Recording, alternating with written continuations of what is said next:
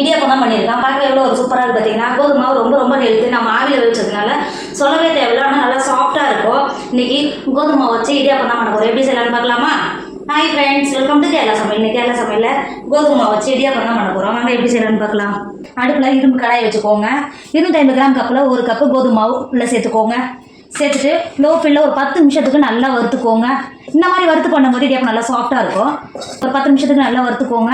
பாருங்க, 10 நிமிஷம் நல்லா மாவு நல்லா சூடாகி நல்லா வந்துருச்சு. இந்த அளவுக்கு தான் இருக்கணும், கலர் எதுவும் மாறாமல். இதுக்கு மேலே போனால் கரிஞ்சிடும். நம்ம வறுக்கவும் வேணும், ஆனால் கலரும் மாறக்கூடாது. இப்போ இறக்கிக்கோங்க. இறக்கிட்டு வேறு ஒரு பாத்திரத்துக்கு மாற்றிக்கோங்க. இப்போ பாருங்கள், நம்ம வறுத்த மாவு நல்லா ஆறிடுச்சு. இப்போ இந்த ஸ்டேஜில் உங்களுக்கு டேஸ்ட்டு காமிச்சு உப்பு சேர்த்துக்கோங்க. நான் 1/2 டேபிள் ஸ்பூன் உப்பு சேர்த்துக்கிறேன்.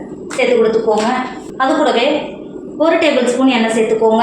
சேர்த்துட்டு மாவோடு சேர்த்து நல்லா கலந்து கொடுத்துக்கோங்க. எண்ணெய் சேர்க்கும்போது நல்லா சாஃப்டாக இருக்கும்.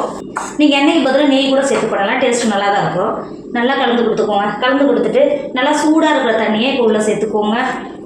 நீங்கள் ஃபஸ்ட்டு மாவு தண்ணி சேர்க்கும்போது கொஞ்சம் கொஞ்சமாக சேர்த்துக்கோங்க. எனக்கு அளவு தெரியுன்றதுக்காக நான் அப்படியே ஊற்றுறேன். கொஞ்சம் கொஞ்சமாக சேர்த்து நல்லா இந்த மாதிரி கரண்டி வச்சு நல்லா கலந்து கொடுத்துக்கோங்க. நீங்கள் இந்த ஸ்டேஜில் கை வச்சிங்கன்னா ரொம்ப சூடாக இருக்கும். அதனால் நம்மளால் கை வச்சு கசிய முடியாது. இந்த மாதிரி ஸ்பூனை வச்சு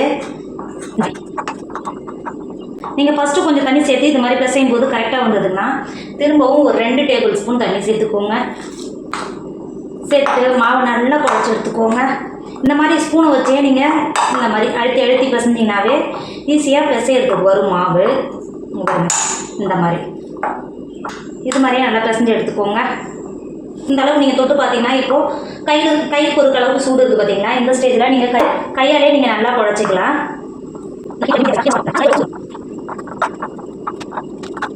நம்ம மாவு நல்லா குழச்சி எடுத்துட்டோம். இங்கே பாருங்கள், மாவு குழச்சி எடுக்கும்போது எந்த அளவுக்கு நல்லா சாஃப்டாக இருக்குது பாருங்கள். இங்கே பாருங்கள், பார்த்தீங்களா?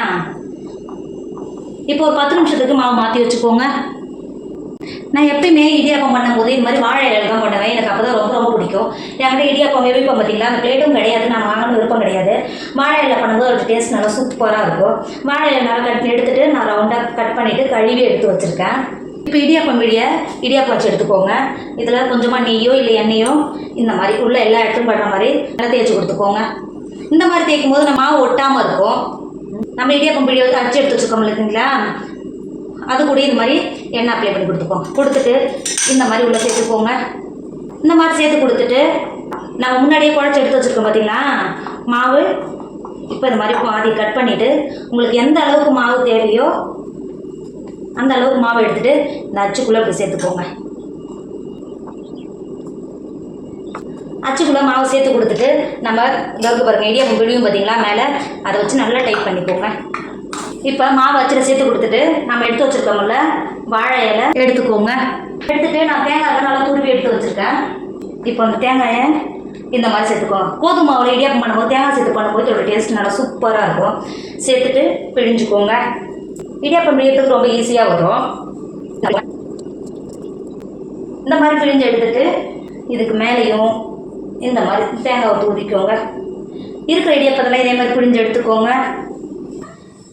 இப்போ பாருங்கள், இட்லி பாத்திரத்தில் தண்ணி வச்சு நல்லா கொதிக்க ஆரம்பிச்சிருச்சு.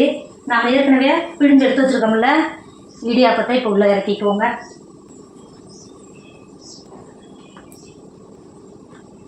பாத்திரத்தில் சேர்த்து கொடுத்துட்டு இட்லி மூடி போட்டு மூடிக்கோங்க. மூடிட்டு ஒரு 15 நிமிஷம் நல்லா வேக வச்சுக்கோங்க. 15 நிமிஷத்துலேயே நல்லா வெந்து வந்துடும். வேக வச்சுக்கோங்க. இப்போ பாருங்கள், 15 நிமிஷம் ஆகிடுச்சு. நல்லா ஆவி வர ஆரம்பிச்சிருச்சு.